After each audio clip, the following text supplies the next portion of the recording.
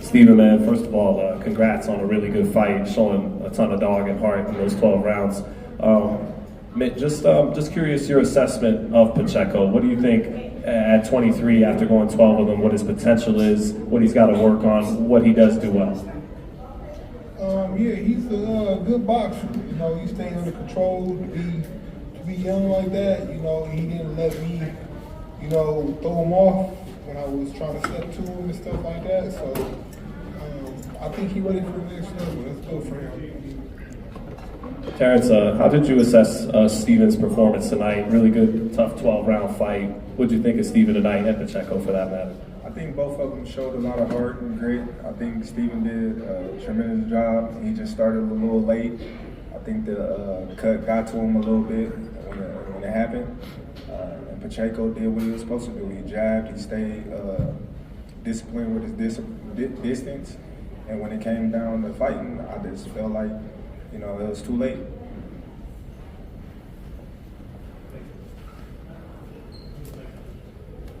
Steve, you hit him with a pretty good shot there in the 12th round. It seemed to shake him a little bit. Did you feel that he was hurt at some point?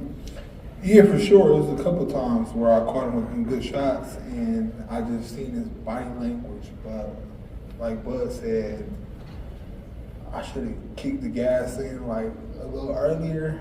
But man, it sucked to be on this end of the fight game. But we got to get away from, you know, people taking losses and they're like, oh, that's over for him. Like, nah, we got to make these fights, these big fights happen. That's why I went for him. And how much did the cut affect you? Obviously, you had to fight most of the fight with it. That was a big reason why my game plan kind of got thrown off. You know, I started off good, feeling good, movement. Everything was going good, but then caught me with that right hand. And it wasn't hard, it was just right at the end of his gloves and split up the whole cut I already had. And that changed the whole game.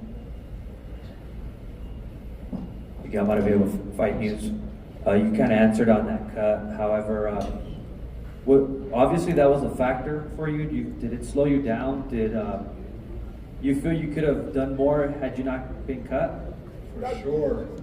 If I didn't get that cut, I think the fight would have been a whole different type of fight. But I know a lot of people here don't understand how it feels when you get a cut, and you get the cut. It's not the cut that bothers you, it's when it goes into your eye and you start seeing orange and yellow and you really can't see. Like I said, that would throw off anybody. Had one eye basically, but you know what I mean? He did what he was supposed to do. He stayed composed. He stayed on the outside and let me dog him like I wanted to, and he came out victorious. Steven, what was the conversation you had with yourself before the 11th round, and what did you learn about yourself tonight? I didn't learn anything about myself because I already knew, like I said, I've been through hell. You know, another man in the ring, that's fun compared to the things I've been through. You know, but going into that 11th round, I really didn't even know like the round. I wasn't even counting the rounds, but they said, hey, 11 rounds. I said, oh shit, I gotta kick it up. I wish I would have got that a little earlier, and then I would have kicked it up. But like I said, that's me. I should have, you know, been on the gas like earlier. But like I said, the cut threw me off the middle rounds, and then once I got over that cut, it was too late.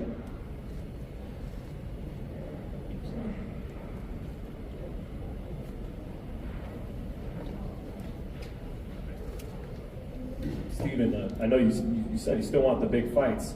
A good style matchup would probably be you and Christian Mabili in the weight class. What would you think of that fight? Hey, I want to fight any of those guys. I hope they call me out, or I hope they accept a fight from my team.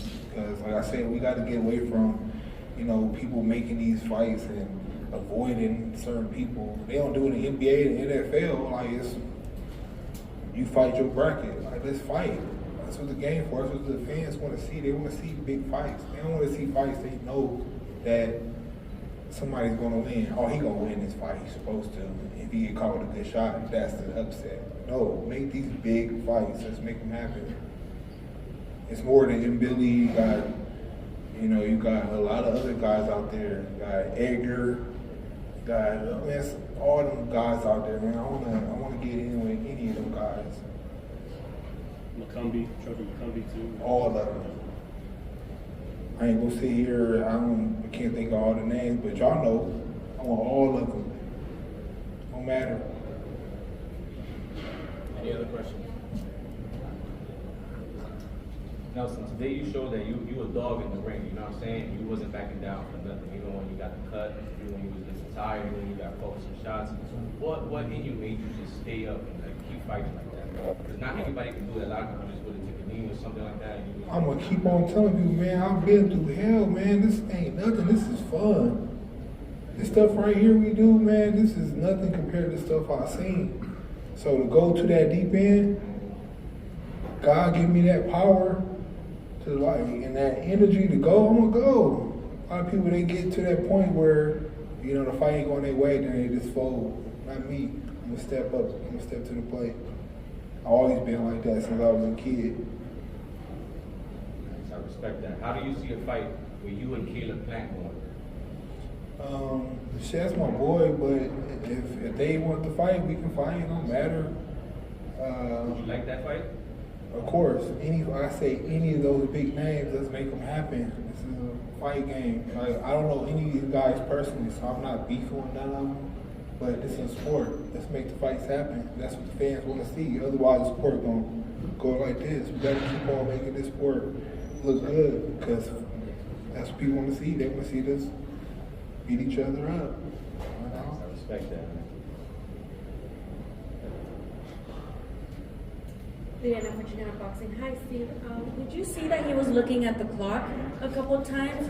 What did you think? And, you know, you seemed like you were taunting him a little bit. What were you telling him? I knew. I was like, oh yeah, hey, I want to take you to the deep end.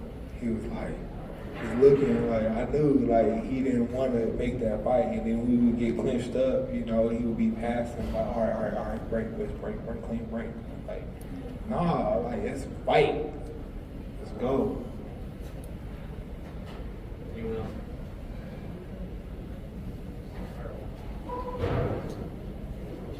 Steven, you're sitting next to and have been training with a living legend in Bud Crawford.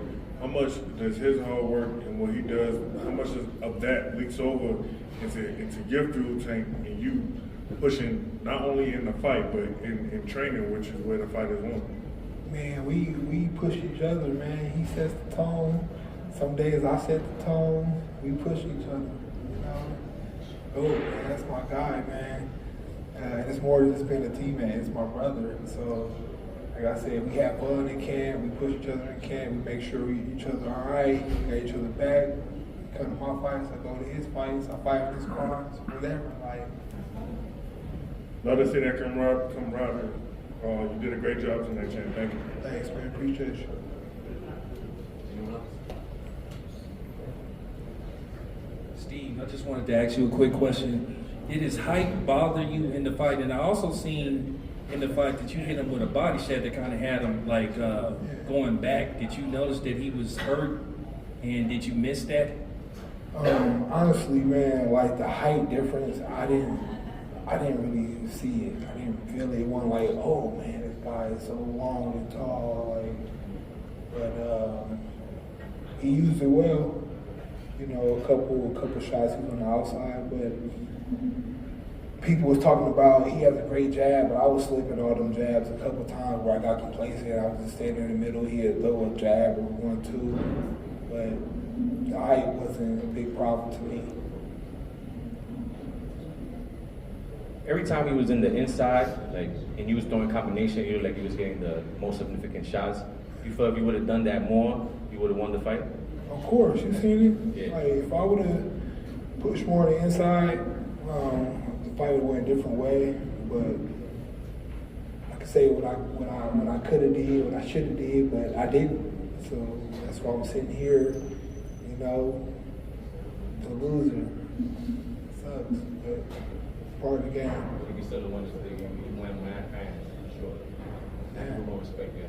Definitely. I hope everybody know that, you know, I'm supposed to be up there with these guys, man. I've been begging for these fights for years.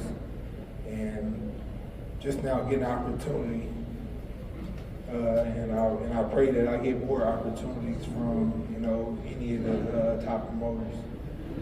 Steven, right here, Carolina Sports, Steven Guerrero. Congratulations on a good performance. I feel like you have bigger fights still, coming your way. It seemed like you guys were talking a little bit in there. Yeah. I see him mouth something and then you'd smile. Yeah, we was talking about stuff like yeah. What were you guys talking about? He was congratulating me. I was telling him like yeah, that's that word. Yeah, let's get it. He said you a hell of a fighter. He was saying stuff like that. I'm like yeah, you good too. Let's keep going.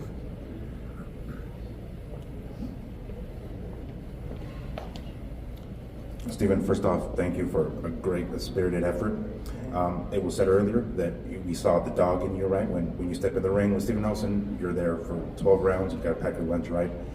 Do you think that now other fighters who saw how, potentially dangerous you are and might try to avoid you now that you got the loss, you might have to go back to the end of the line, so to speak? Do you think they're going to try to work around you?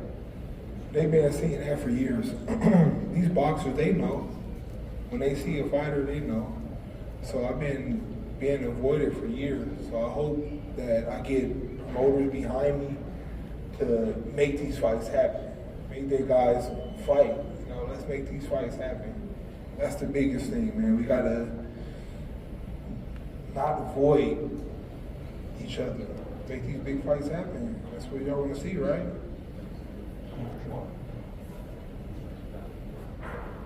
Stephen, 2012, I believe, was in the Olympic trials, the reload.